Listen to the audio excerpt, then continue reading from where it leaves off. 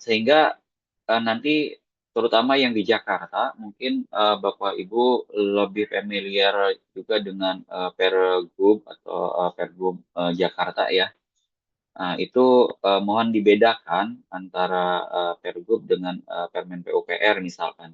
Karena ada beberapa informasi yang berbeda gitu ya. Nah, untuk uji kompetensi STRA ini kita menggunakan Permen PP SNI ya. Jadi tidak menggunakan Pergub. Oke.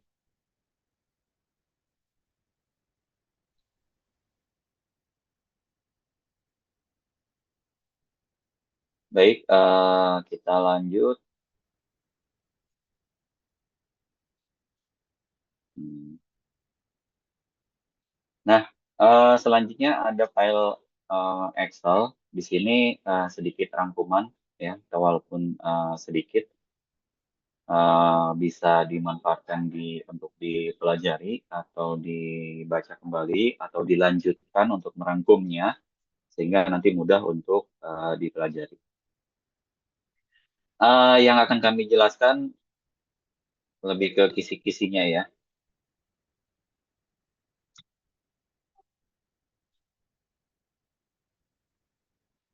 Di dalam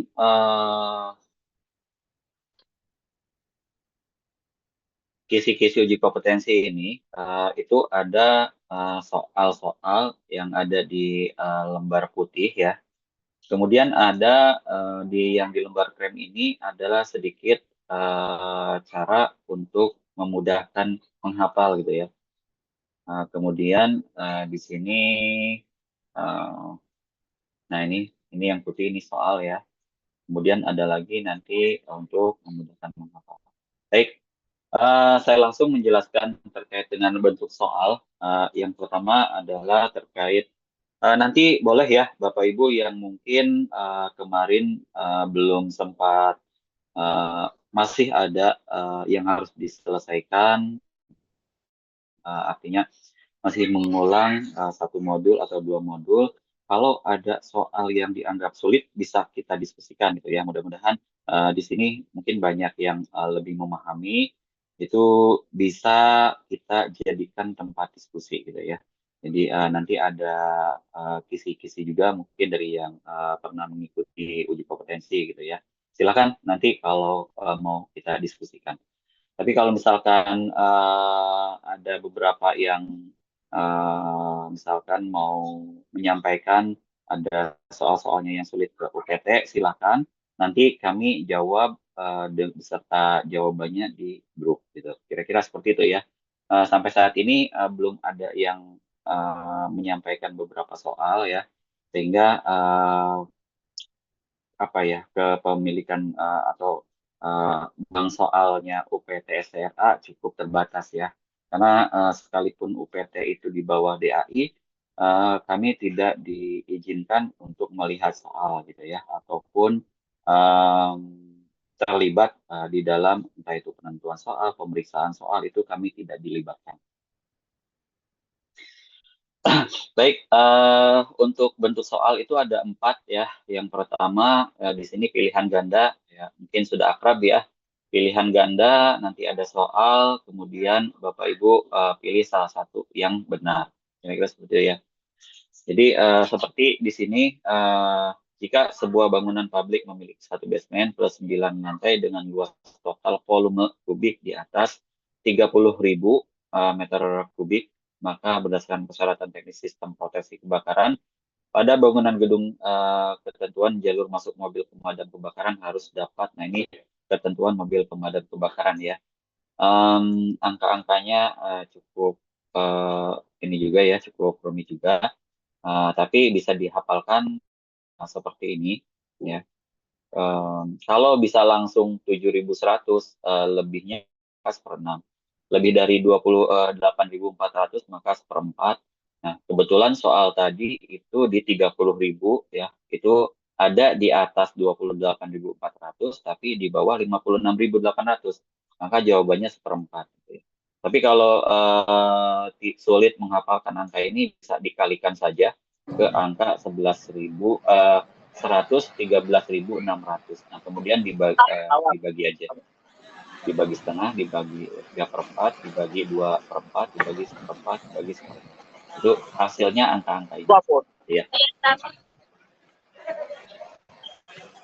Oke, itu ya soal bentuk soal yang pertama, pilihan ganda ya, satu jawaban yang benar. Nah, kemudian bentuk soal kedua adalah masih pilihan ganda, tetapi jawabannya yang benar bisa ada dua, bisa ada 3 jawaban. Dari lagi.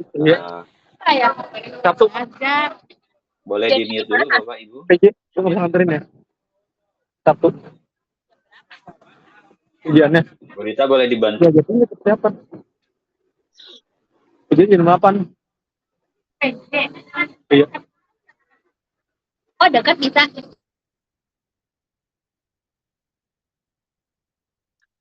Baik, kita lanjutkan. Bentuk soal pertama, pilihan ganda. Satu soal yang benar. Bentuk kedua, pilihan ganda. Di sini yang benarnya bisa 2, bisa 3 gitu ya. Bisa jawabannya semua benar gitu. Kemudian bentuk ketiga adalah soal isian singkat. Nah, isian singkat ini bisa berupa angka, bisa berupa kalimat, tetapi yang sederhana gitu ya. Misalkan di sini terkait dengan klasifikasi kelas 4 ya. Di sini dan kelas 5 bangunan kantor sesuai PP 16 tahun 2021. Di sini yang ditanyakan adalah luas lantai minimum ya dalam meter persegi. Di sini jawabannya 50.000 ya untuk mencapai atau minimal untuk diwajibkan terhadap peraturan bangunan gedung hijau ya di sini. Kemudian jumlah lantai minimalnya di sini 4. Nah, kemudian penilaiannya jika benar semua itu nilainya 1, jika cuma setengah, nilainya setengah. Kira-kira seperti itu ya. Nah, kemudian contoh soal benar atau salah. Jadi jawabannya biasanya benar atau salah gitu ya. Cuman memang kadang-kadang di soal benar atau salah ini itu yang panjang soalnya gitu ya. Jadi bisa menghabiskan cukup menguras waktu. Jadi perlu dicermati baik-baik. Oke, nah ini kira-kira terkait dengan bantuan ya, untuk gampang menghafal. Kemudian ini terkait dengan kelas-kelas bangunan ya. Kita langsung ke bagian pertama. Di bagian pertama ini yang muncul soalnya tidak akan persis seperti ini ya, tapi kira-kira hampir mirip-mirip gitu ya. Jadi misalkan yang nomor 1, perhatikan gambar berikut berdasarkan standar yang berlaku, berapakah tinggi langit-langit ya ruang dalam minimal dalam sebuah ruangan publik. Jadi dalam hal ini yang ditanyakan adalah ruang dalam, maka jawabannya 2,7. Tapi dalam soal lain bisa jadi yang ditanyakan adalah ruang parkir, bisa yang ditanyakan adalah koridor, gitu ya, atau bisa juga yang ditanyakan area teras, ya. Jadi bentuk soalnya bisa bermacam-macam dari satu gambar. Kemudian yang nomor 2, berapakah tinggi maksimal lantai dasar suatu bangunan yang diperkenankan dihitung dari tinggi rata-rata perkarangan atau tinggi rata-rata jalan? 1,2. Ini biasanya suka ada sih. Mungkin bentuk soalnya tidak seperti ini, tetapi mengarah ke maksud yang sama gitu ya. Jadi DAI itu memiliki 5.000 lebih mungkin sekarang ya bentuk soal. Jadi ketika satu soal itu variasinya bisa banyak sekali gitu ya.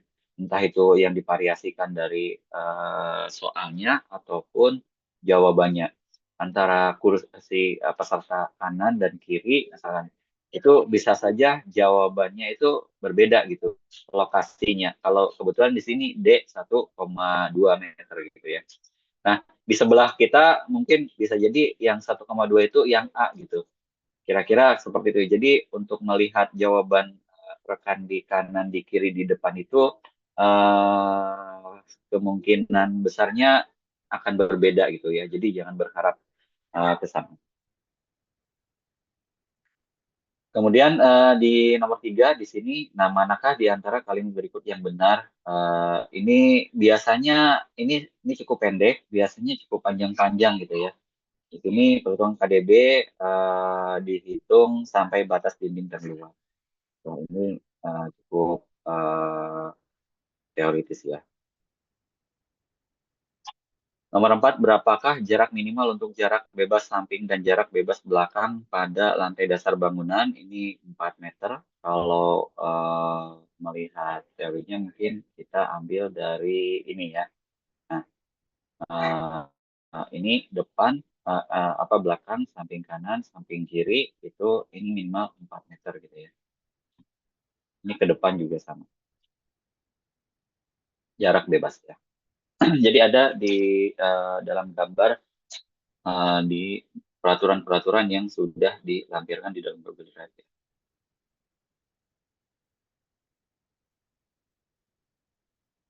Oke. Kemudian sesuai standar berapa ketinggian minimal bangunan gedung perlu dilengkapi dengan sprinkler otomatis. Ini 25 meter. Uh, nah ini pilih 3 jawaban yang benar. Jadi di sini kita diminta untuk memilih 3 jawaban yang benar. Nah ini silakan dipilih ya. Kalau kalimatnya pendek-pendek sih bisa secara langsung ya kita bisa dengan mudah. Tapi biasanya pilihannya ini panjang-panjang nih salahnya. Ya, itu nanti harus diwaspadai. Kemudian nomor 7, polusi udara di perkantoran itu keberadaan ruang terbuka hijau. Ini kita lewat saja. Kadang-kadang muncul, kadang enggak. Kemudian ini eh, sering muncul ini di beberapa kali berdasarkan informasi yang saya terima. Ketika membuat tangga dalam sebuah bangunan pabrik, berapakah jumlah anak tangga maksimal yang diizinkan untuk tanpa railing atau tanpa pegangan itu 8 anak tangga. Lebih dari 8 atau 9 anak tangga itu harus sudah menggunakan railing. 7 anak tangga belum maksimal ya, masih ada angka 8. Kemiringan maksimum jalan masuk sebuah gedung untuk seorang pemakai kursi roda, ini udah jelas ya, mungkin semuanya udah bisa menebak ke sini. Tapi ini di dalam ruangan atau di luar. Apa lagi meeting saya? Kena sama mama. Kita lanjutkan. Gambarnya tidak persis seperti ini, tapi biasanya ini selalu muncul ya. Yang nomor 10 itu berapa minimal A. Nah, jadi dari satu gambar ini bisa ditanya A, bisa ditanya B, bisa ditanya C gitu ya. Kalau A itu jarak dari titik belok ke pintu masuk bangunan ya. Nah, ini yang ditandai adalah dari titik sudut busurnya ya. Jadi bukan dari titik terluar jalannya. Nah, ini mungkin nanti bisa saja A-nya itu seperti ini, yang B-nya itu dari jalan, yang C-nya itu dari trotoar gitu. Nah, bisa seperti itu juga. Jadi variasi soalnya memungkinkan lebih banyak eh, jawaban atau pilihan itu ya. Nah, kemudian bisa juga untuk yang A ini jawabannya 20 ya. Kemudian jadi 20 meter itu bukan dari pinggir jalan, tetapi dari titik belok sudut busurnya ya. Kemudian,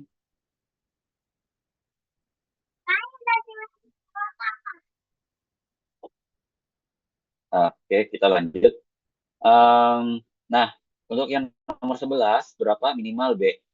B ini adalah area normal setelah belokan pintu masuk. Biasanya ada datar dulu ya sebelum itu entah itu ram turun atau ram naik. Nah ini 3 meter ini merah. Nah, kemudian yang C, berapa maksimal kemiringan C untuk kendaraan untuk mobil itu di 1,7 ya. Nah, oke, lanjut di sini untuk eh, parkir motor ini pasti akan selalu keluar ya. Motor, mobil, oh sorry ini parkir mobil ini akan selalu keluar. Jadi boleh dibaca-baca kembali, baik itu parkir yang 90 ya, 60 atau 45. Ini di sini nomor 13 ini di A ya, ini 5,5 meter. Kemudian berapakah minimal A dan B? Di sini juga ada di dalam gambar ya. Jadi di sini hanya eh, menutup mana ya? Oh tidak ada di sini. Oh ini. Hmm, oh ini ya. Hmm, oke. Nah ini yang ditanya bisa saja yang ditanyakan adalah justru area untuk parkirnya ya atau di nomor 14 ini ditanyakan B-nya berapa?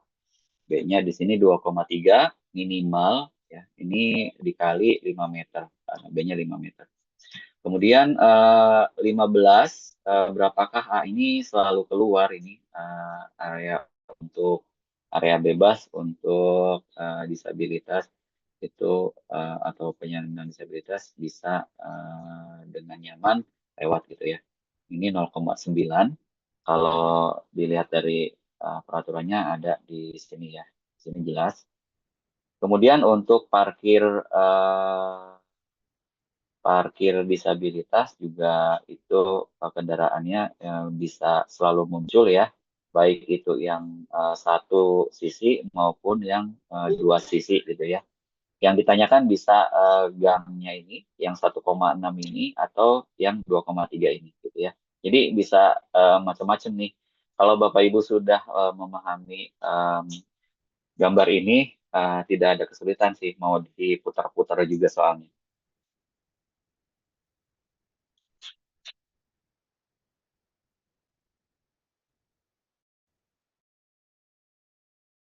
Oke, lanjut.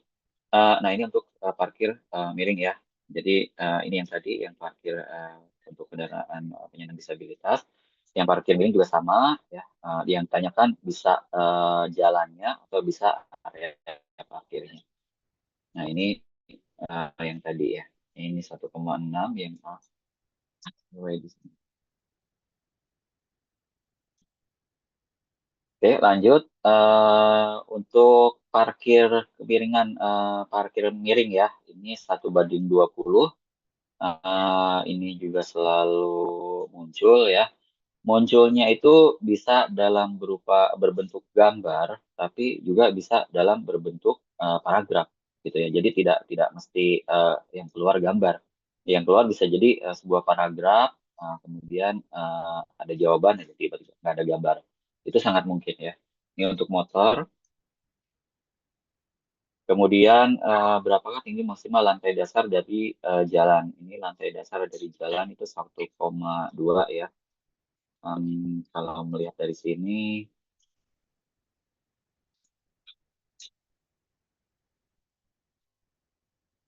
yang ini ya, bukan. Yang ini. Maksimal 1,2.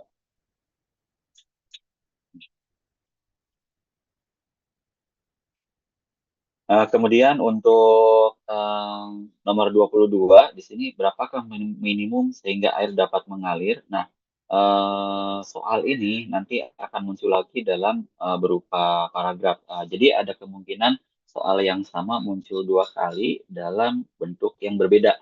Itu sangat mungkin sekali. Sering banget di setiap batch juga ada yang melapor seperti itu. Ya. Kemudian ini untuk jalur perkerasan lebar minimal jalur ini salah ya.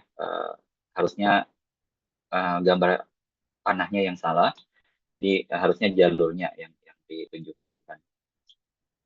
Ini kalau jalur 4 meter kali 45.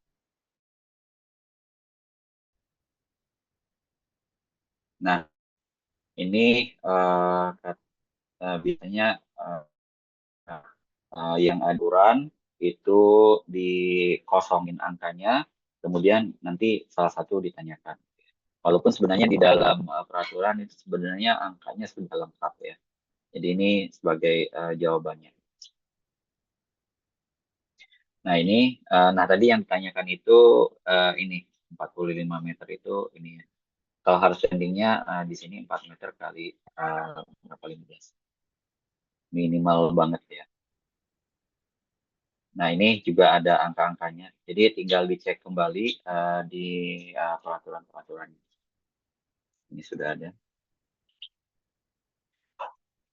Untuk bagian 2 manusia, bangunan, dan lingkungan. Bagian 2 ini nggak tahu kenapa ideal ya. Mungkin karena beberapa banyak terkait dengan bukan teori pasti ya. Jadi ada beberapa hal yang mungkin entah itu kesulitannya di paragraf-paragrafnya yang panjang gitu ya. Kayak gini ya. Ini ada panjang-panjang paragrafnya. Istilah-istilah seperti sick building syndrome ya. Di sini kualitas udara dalam ruangan yang buruk. Mungkin yang akan muncul juga istilah lainnya gitu ya. Istilah-istilah tentang bangunan. Kemudian yang nomor 2, berdasarkan standar berapakah minimal persentase luas bukaan tertutup luas lantai untuk ventilasi alami. Nah, di sini jawabannya 5%. Berikut yang merupakan fungsi utama light cell memaksimalkan penetrasi cahaya matahari ke dalam ruangan. Ya ini nanti uh, bisa ganti ya. Uh,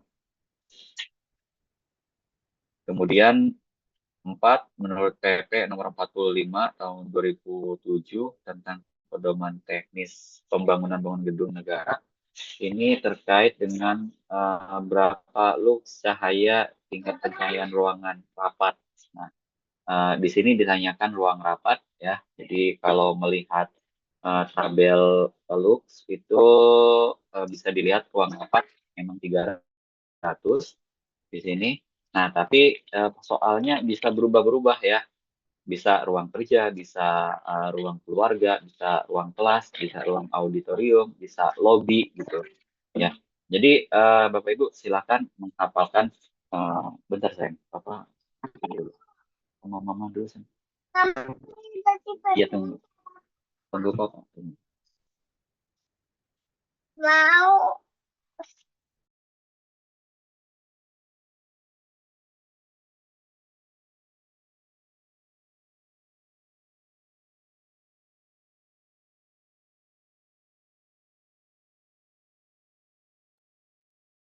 Ya mohon maaf Bapak Ibu, kita lanjutkan. Jadi silakan dihafalkan untuk looks ukuran rooms yang ada di atau milik ruang-ruang yang biasa menurut Bapak Ibu penting. Oke, kita kembali sampai di sini ya. Di sini berdasarkan Permen PU nomor 24 tahun 2028. Nah, ini persyaratan yang terkait dengan jadi peraturan tersebut itu terkait dengan keselamatan, kesehatan, kenyamanan, dan kemudahan bangunan gedung. Ini agak mirip-mirip ya, kayak di sini ada kekuatan, kemudian di sini ada keamanan ya. Jadi ini mungkin sedikit yang agak suka bikin bingung gitu ya.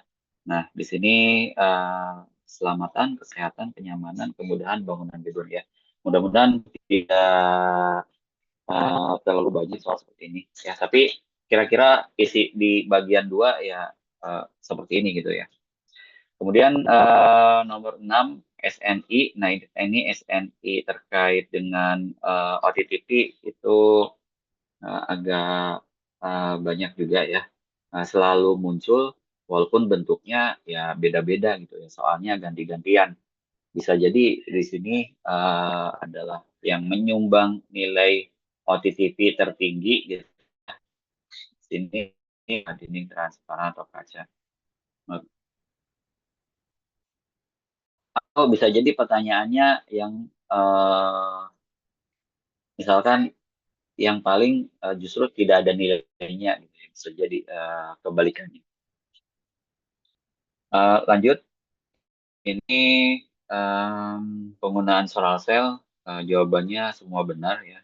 Nah, pastinya kalau ini pengetahuan ini ya terkait dengan material ataupun dengan sistemnya.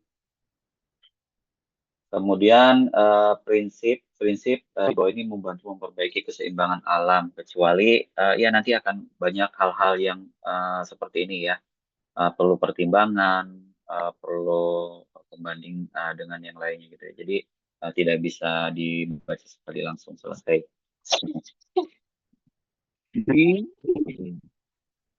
Bentar, papa lagi kerja dulu.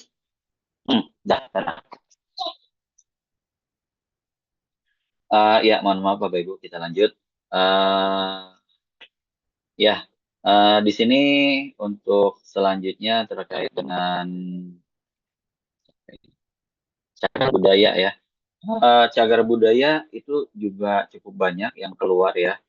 Bisa jadi ada beberapa, bisa 3 sampai 5 soal mungkin terkait dengan cagar budaya ya. Itu cukup banyak juga. Di sini yang ditanyakan terkait dengan hal dengan adaptasi dalam kawasan cagar budaya. Di sini jawabannya mengubah susunan ruang dan merombak konfigurasi ruang dalam sesuai dengan fasilitas baru yang dimaksud dengan adaptasi. Nah, di sini kecuali ya. Nah, ini sangat penting ya, karena di bangunan cagar budaya ini harus menjaga keasliannya, sehingga tidak boleh merubah-rubah hal-hal yang menghilangkan orisinalitasnya, gitu ya. Nanti ada banyak-banyak terkait dengan cagar budaya, bisa ini pintu ini selalu saya lihat muncul ya.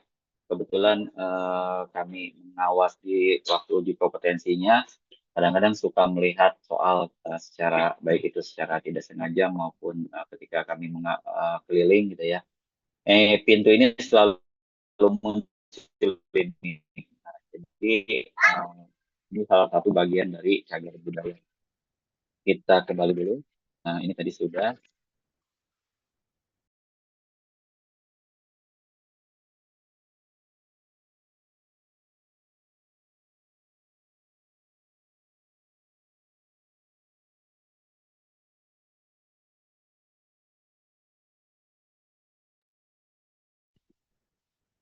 Baik, kita lanjut saja ke nomor 13. Di sini salah satu persyaratan pada SI tentang perancangan sistem pencahayaan alami pada bangunan gedung adalah antara 8 sampai 16. Ini kadang-kadang juga sering saya lihat di soal-soal peserta ya. Manakah di antara pernyataan berikut yang menjadi prioritas dalam penyelenggaraan pengelolaan air hujan pada